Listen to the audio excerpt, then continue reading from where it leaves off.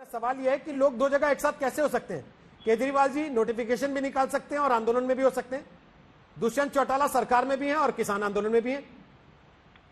रोहित जी, मैं आभारी हूं आपका आज तक का कि ये दोहरे मापदंड जो हैं ये आप लोग उजागर कर रहे हैं और कुछ उदाहरण मैं भी दूंगा। चर्चा की शुरुआत इसी से करते हैं।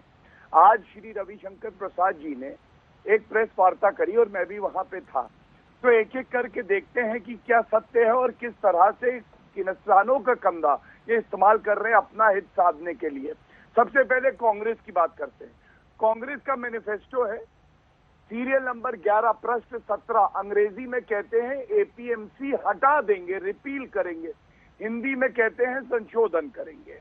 इसके अलावा जब इनकी सरकार थी तो एनसीपी, शरद पवार जी बड़े वरिष्ठ नेता हैं, उन्होंने पत्र लिखा सभी मुख्यमंत्रियों को और दो ऐसी चिट्ठियां मेरे पास भी हैं। एक शीला दीक्षित जी का पत्र है और एक शिवराज सिंह चौहान जी का। उसमें कहते हैं ये जरूरी है किसानों के हित के लिए, विकास के लिए कि हम एपीएमसी का संशोधन करें। अब आते हैं आम आदमी पार्टी पे।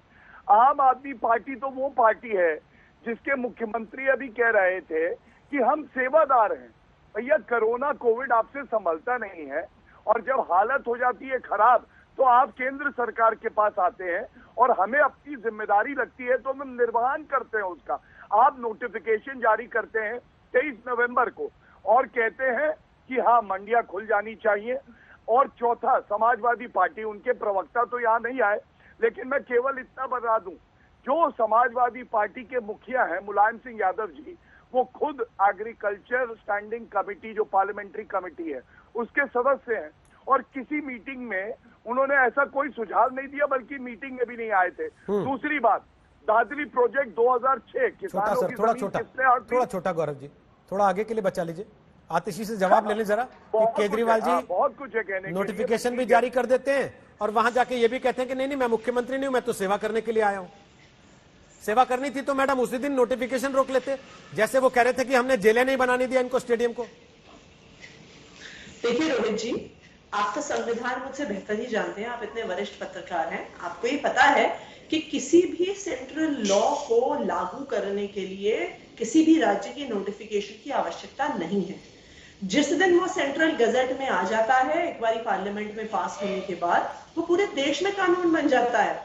अगर अरविंद केजरीवाल के नोटिफिकेशन इशू या ना इशू करने की बात थी तो फिर पंजाब में भी वही हो सकता था, उत्तर प्रदेश में भी हो सकता था, उत्तराखंड में भी हो सकता था। क्यों पंजाब के किसान सड़क पे आए हुए हैं? अमरिंदर सिंह भी वैसे ही गजट में नोटिफिकेशन ना पास करते। कोई भी केंद्र का कानून केंद्र की गजट नोटिफिकेशन के आधार पर इंप्लीमेंट होता है, ना कि किसी राज्य सरकार के। आज केंद्र सरकार के पास इस सवाल का जवाब नहीं है कि क्यों वो जब बार बार कहते हैं कि नए किसान कानूनों से एमएसपी पे कोई असर नहीं पड़ेगा, तो वो उस बात को लॉ में क्यों नहीं लेके आ जाते? क्यों वो कानून का संशोधन करके ये नहीं कह देते हैं कानून में कि अगर कोई एमएसपी से नीचे खरीद फरोख्त करेगा तो उस पर कानूनी कार्रवाई होगी, उसमें तो किसानों का हित प्रोटेक्ट हो जाएगा। किसान तो ये भी कह रहे हैं कि पराली वाले मामले वापस लो, पराली का कानून नहीं होना चाहिए। आप लोग सहमत हैं उससे? क्योंकि आप तो मौसम बदलते ही पराली के ऊपर सवाल उठाते हैं। बिल्कुल उठाते हैं, और हम एक चीज कहते हैं कि इसके लिए पंजाब और हरियाणा के मुख्यमंत्री जिम्मेदार है, किसान जिम्मेदार नहीं है। अच्छा। किसान क्यों पराली जलाता है? किसान मजबूरी में पराली जलाता है क्योंकि उसके पास और कोई ऑप्शन नहीं है। क्या कर रही है पंजाब की सरकार, क्या कर रही है हरियाणा? जब पूसा इंस्टीट्यूट ने कॉस्ट इफेक्टिव सोल्यूशन निकाल लिया है तो क्यों वो उसे इंप्लीमेंट नहीं करते हैं? किसान के पास जब कोई चॉइस नहीं बचता है, कोई और रास्ता नहीं बचता है, तो वो मजबूरी में पराली जलाता है। ये हरियाणा और पंजाब की सरकारों की जिम्मेदारियां हैं, उनके मुख्यमंत्रियों की जिम्मेदारियां हैं कि वो कोई समाधान निकाले जिससे प्रदूषण ना हो और किसान भी परेशान ना। नमस्कार, मैं हूं अंजना ओम कश्यप। हमें उम्मीद है ये वीडियो आपको पसंद आया होगा। लेटेस्ट खबरों के लिए यूं ही देखते रहिए आज तक, और इस वीडियो के पसंद आने पर लाइक, शेयर एंड सब्सक्राइब करना ना भूलें।